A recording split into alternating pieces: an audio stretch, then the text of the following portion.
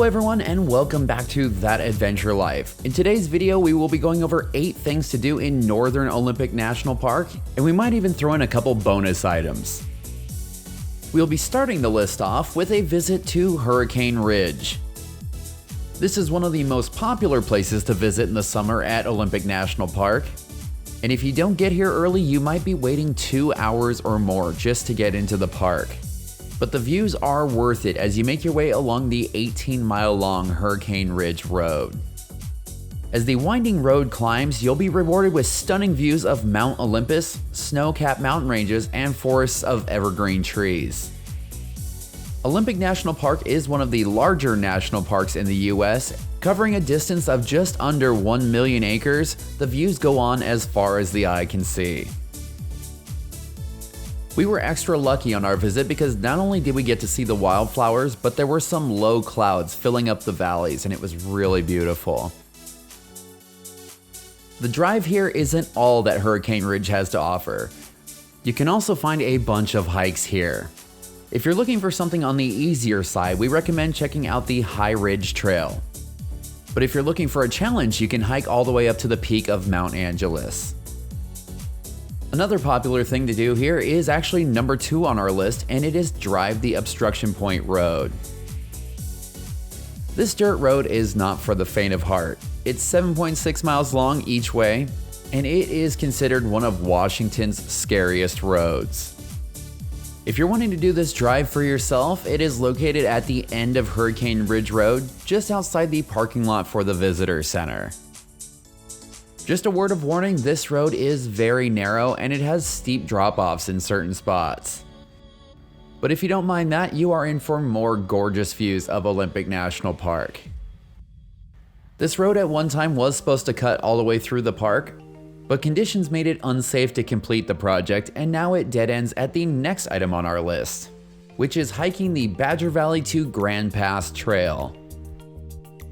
I'm not even going to try to sugarcoat this one. With a distance of 8.6 miles and an elevation gain of 2,657 feet, this trail is pretty tough.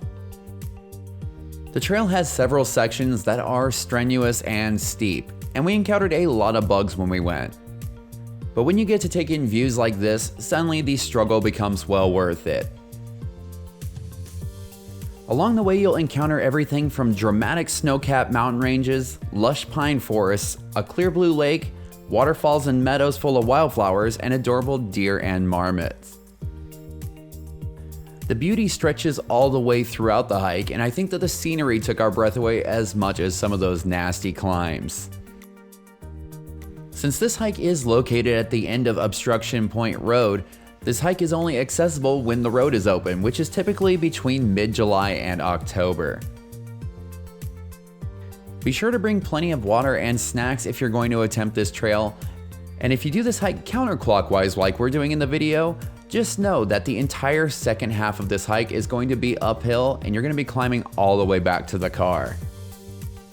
As sore as our legs were after this hike, we sure are glad that we did it. If super strenuous hikes are not your thing, worry not, because the next one on this list is a lot easier. It's Lake Crescent and the Devil's Punchbowl.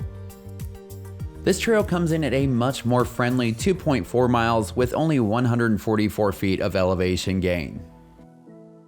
The vast majority of the time you will be on a paved road, and the only time that you'll be hiking on dirt is if you want to go visit the Devil's Punchbowl, which we definitely think is worth the trip. In addition to hiking around Lake Crescent and taking in all of its beautiful views, this is also a very popular spot for water activities like boating and kayaking. This is the second deepest lake in Washington, and at 12 miles long, there is a ton to explore. Here we are arriving at Devil's Punchbowl. The water here is one of the most beautiful shades of blue that we've seen, and if you're visiting on a warm day, you can jump in and cool off.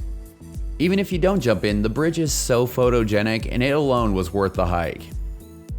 One more thing that we recommend is bringing either a headlight or flashlight if you plan on taking the tunnel back to the trailhead, because it is really dark in there. We are already on to number 5 on our list, which is another beautiful easy hike called Marymere Falls. This 1.7 mile long trail shares a parking lot with the much more infamous hike called Storm King. We unfortunately didn't get to do that one on our last visit, but it is on our to-do list for our next trip. This hike also gets you great views of Lake Crescent, but this time from the other shore. After making your way through this neat little tunnel, you'll be dropped directly into an old-growth forest. Somewhere around the halfway point, you'll see the turnoff for Storm King. Don't go left here unless you're up for a pretty major challenge. The good thing about Marymere Falls is that it is a really great trail to take if you have children.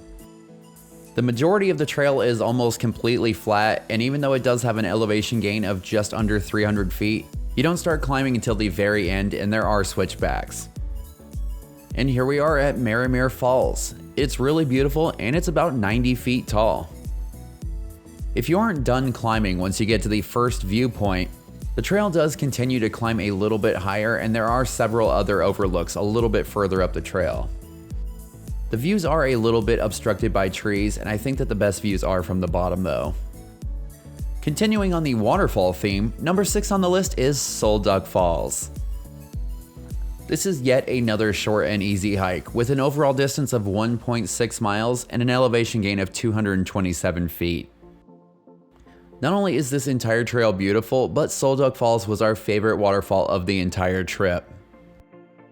Some people complete this hike in as little as 42 minutes. That is, however, not our style, and once you see this waterfall, you'll know why we spent quite a bit of time there. Another great thing about this hike is that even though we just did the out and back to the falls, there is a whole network of trails here.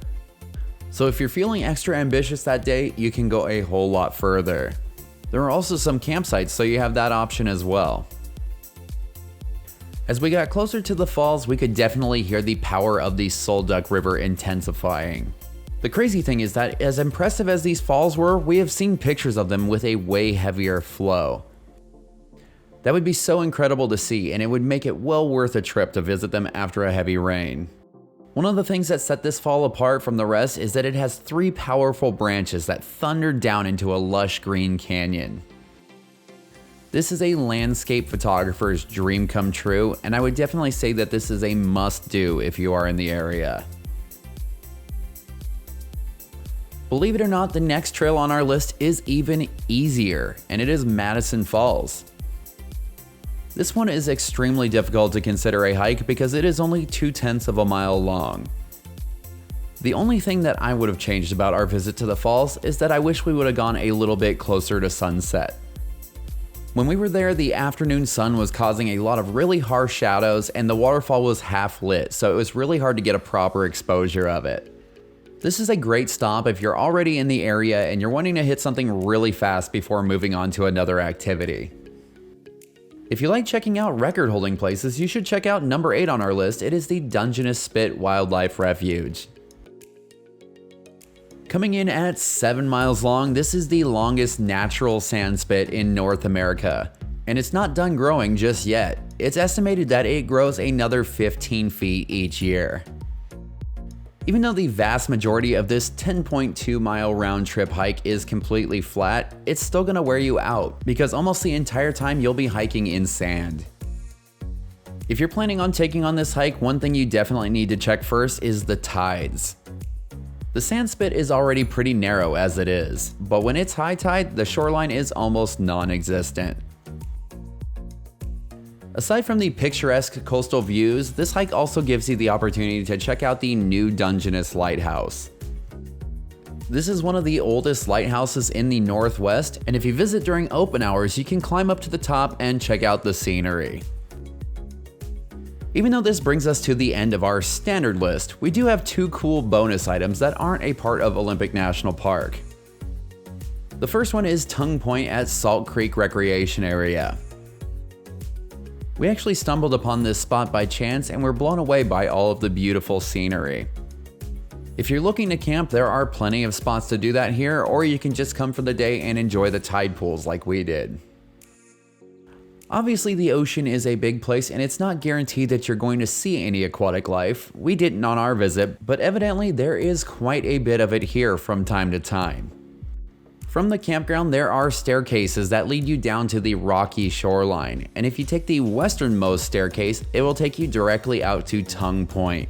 There's also an east staircase that will take you to an old World War II bunker. Unfortunately, we didn't get to check that out when we went, but it sounds like it would be pretty cool to see. If you're planning on visiting, we recommend going during low tide because that's when you'll get the most action in the tide pools.